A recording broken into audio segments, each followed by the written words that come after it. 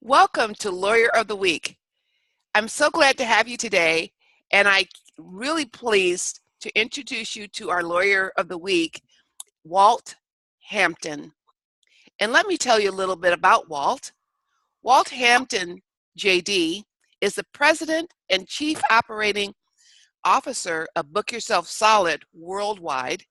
He is a business coach, management consulting, and a leadership trainer. Founder of Positive Leadership Academy, he is a leading authority on the application of positive psychology in the workplace. He is the best-selling author of Journeys on the Edge, Living a Life That Matters, a two-time winner of the North American Book Awards. He's also the author of The Power Principle of Time Mastery, Do Less, Make More, Have Fun. As a 1984 graduate of the Cornell Law School, Walt practiced law in the areas of corporate and commercial litigation and criminal defense. He was the managing partner of a law firm for more than 30 years. Walt's passions are high altitude mountaineering, ultra distance running, blue water sailing, and adventure photography. He and his wife, the author Anne Shabani, live in Castletownshend, Ireland. Did I say that right, Walt? Yes, you did. You forgot to say that he's a legend in his own mind. He's a legend in his own mind. And I also have to say that Walt is my coach as well. And he has really, before we start the interview, I really took the moment to thank him for all of his encouragement along the way. So, Walt. Amazing visionary entrepreneur, Pamela, and it has been such a pleasure to know you over the years. Well, I have appreciated your guidance and coaching. So I'm going to ask you the Lawyer of the Week questions. And the first one is, what and when and what made you decide to become a lawyer? Well, like way too many of us, Pamela, I became a lawyer by default. I just kind of ended up in law school. I was the oldest son of an Irish Catholic mother, and as such, it was expected that I would go to the seminary and become a priest. And I did go to the seminary, and I spent 6 years there until I discovered that I really liked girls. But that didn't work out well. My dad was a doctor, and so the next best thing seemed to be to go to medical school. And I went to medical school, and I loved medical school until I discovered I didn't really like sick people. And so door number 3, the default option was law school. And my grandfather had been a lawyer, and it seemed like it just seemed like the next best thing. So that's how I ended up in law school. And it really took me a while to figure out why that mattered and why the work mattered. But that was the journey to the legal education to start with. Wonderful. Now, tell us about your practice, your biggest wins, and your biggest challenges. So my practice initially, like many of my classmates who were scheduled to go to the big cities, to the big law firms, I ended up going to a big firm, and I was a litigation associate on the track to partnership. But I always had an entrepreneurial bent. And so even though I had an offer of partnership at the big firm, I left and started my own practice in 1989 and built a litigation firm. And it was primarily corporate and commercial litigation at the outset. And later we did criminal defense, white collar criminal defense, as well as criminal defense for good suburban folks who got themselves into trouble. And I loved my litigation practice, and I loved managing the firm. And I think the biggest challenges always were doing both of those things well, managing the firm and being a lawyer. They're really two separate roles. And of course, Michael Gerber in his E-Myth Revisited talks about the importance of the two separate roles. But being in those two roles and balancing those roles of of the chief operating officer, taking care of people, taking care of HR, taking care of all of the challenges of the administration of the firm, as well as engaging in the practice of law. I think that was the biggest challenge over the years. And in that challenge came many, many lessons. Okay. Now, how did you make the transition from being a lawyer with a law practice to becoming an executive coach? Well, that's a very interesting story, but I'll give you the short one, Pamela. So when I was married to my beautiful wife, Anne Shibani, the author, nearly a dozen years ago now, she gave us as a gift a weekend with Tony Robbins, his Unleash the Power Within program. And I didn't want to go. I didn't want to drink the Kool-Aid. And yet I went, and I did drink the Kool-Aid. I was fascinated by the whole area of personal and professional development. And I was fascinated by the work that he was doing. And at the event, there was an offer for further training with Tony. And Ann and I decided to enroll in Tony's 2-year Mastery University, which was not an insignificant investment, but it was an investment that changed our entire lives, which really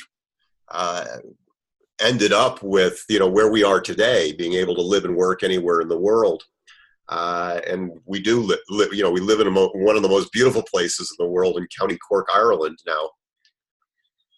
But along the way, I had an offer from Tony's team to train as a coach. And the offer came out of the blue, and I didn't even know what coaching really was at the time. But I realized that that I could use a lot of my listening skills, my problem-solving skills, my advocacy skills, my business skills. I could use them collaboratively. And while litigation was great, I had found that it was very abrasive over time, that the adversarial process was very wearing. And I realized that through coaching, I could use a lot of my skills collaboratively, and that at the end of a engagement that people were happy. And so with the introduction of the world of coaching, I accepted the offer to train with Tony, and I became one of his business results coaches and loved coaching. And again, because I was entrepreneurial, Ann and I went out, we began our own personal and professional development firm, Summit Success. And now we get to do this work with amazing people like you all around the world. Yes. Tell our audience a little bit about your lifestyle, because it's very fascinating.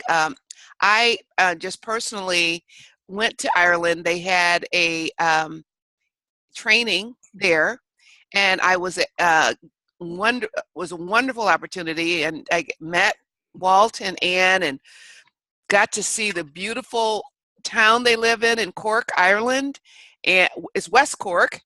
And they're just such an example of defining their own terms in their own life. Could you tell us a little bit about that and what is behind that?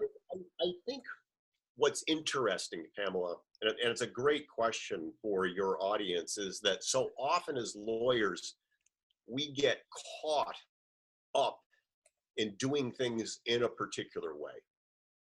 I came out of Cornell Law School, and there was a particular path to tread. You went to a big firm, you became an associate, you worked hard, you put in the 70 and 80-hour weeks, you became a partner, you got the corner office. It was a particular track that we were kind of put on. And what I believe is that we have, as lawyers in particular, because we have this JD, we have this wonderful degree, we get to do this wonderful work in the world.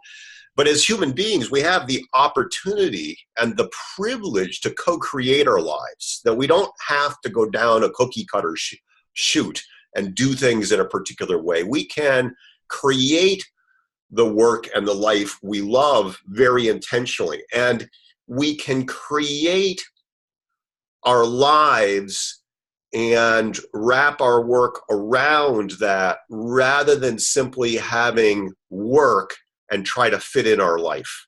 That's what so many of us do. We have, our work is all consuming, and we're putting the life in around it, as opposed to co-creating a life that we want, and the way that we want it, and designing our life our work to support that life.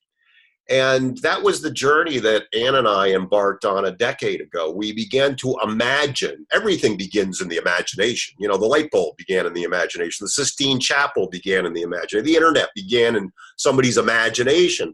And so we began to imagine what we would like our lives to look like. We would like to be able to live and work anywhere we want in the world. You mentioned that we have this magnificent home overlooking the sea in County Cork, Ireland. But today I'm in Mystic, Connecticut, because we have some work to do on the East Coast of the United States. And next week I'll be up in Stowe, Vermont. The week after that I'll be back home in County Cork, Ireland. And we get to work.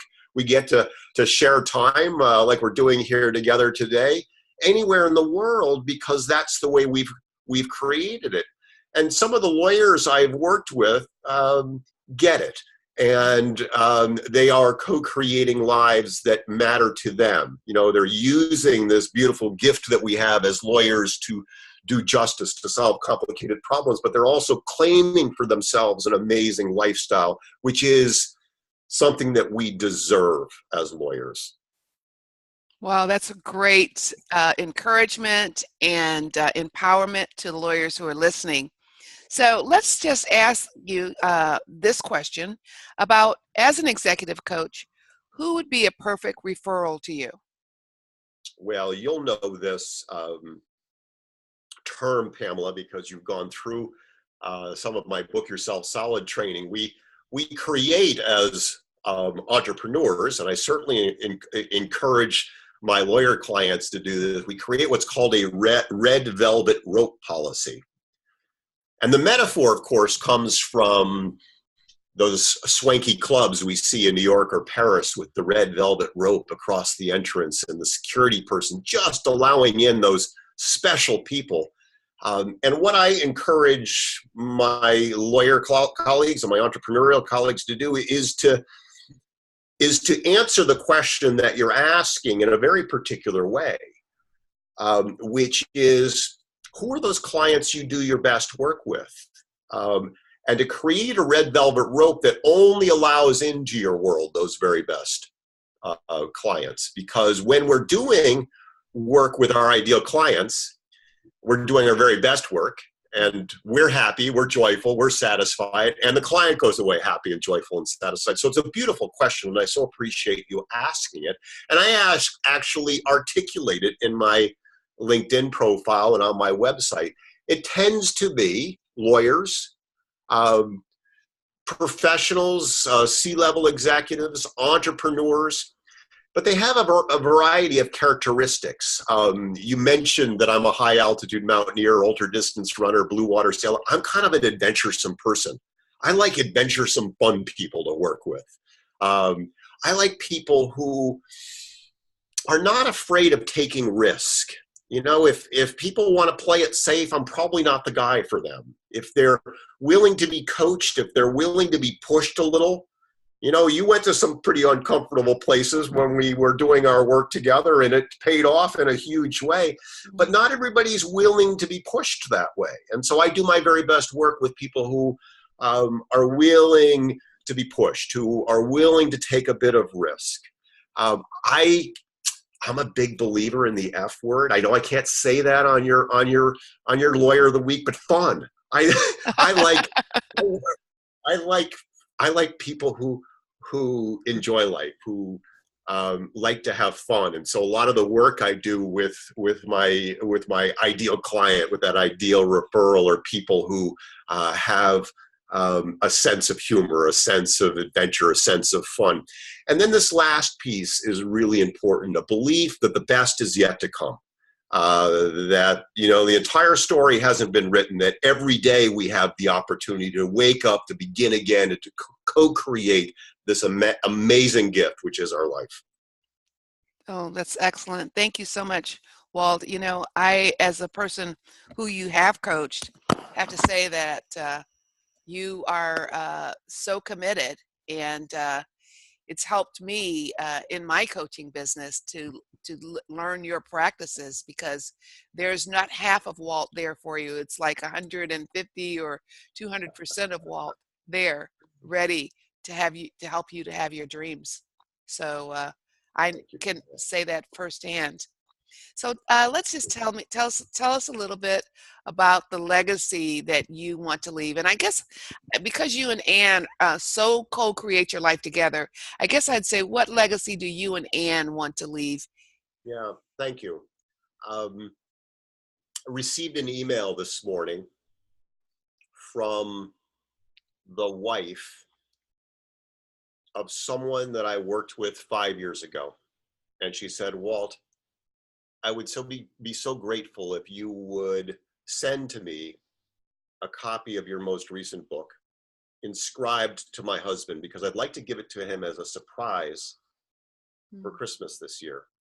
She said, every time we get into a talk about life and the direction of where we want to go, he brings your name up because you made a difference for him. And that was a very special email to receive. Yes. The impact that we make in other people's lives is like a pebble in a pond. It ripples out across time. And we never know really whose lives we're going to really touch and change. But I want to throw a lot of pebbles into the pond and create amazing ripples across time, so that when all is said and done, we have touched a lot of lives.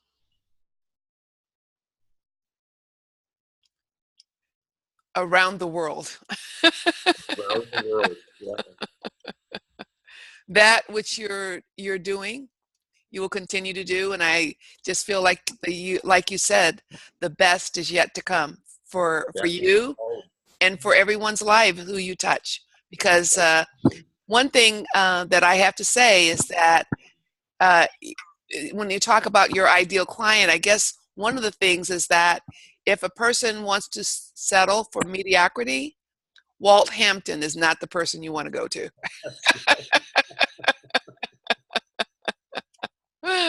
So, with that said, we always ask, because in the spirit of the lawyer well-being initiative that's uh, being initiated across the country in the U.S., I'd like to ask you, name something that you do to manage your stress levels. yeah, and I am so grateful for that initiative.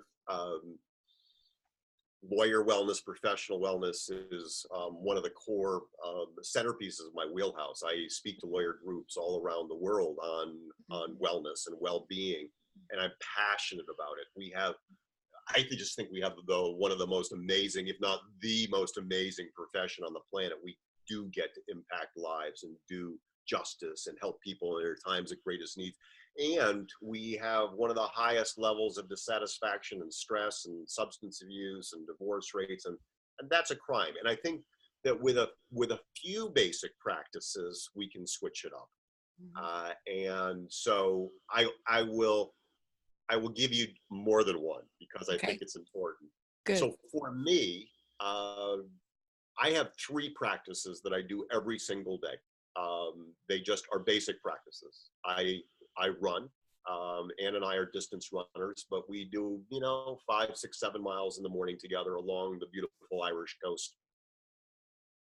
I have a sitting meditation practice that I've done for 25 years.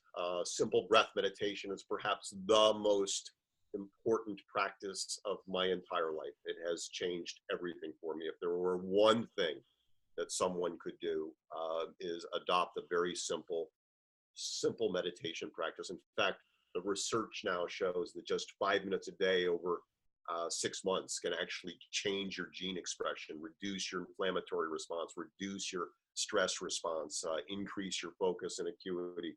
Just that one simple thing could change everything.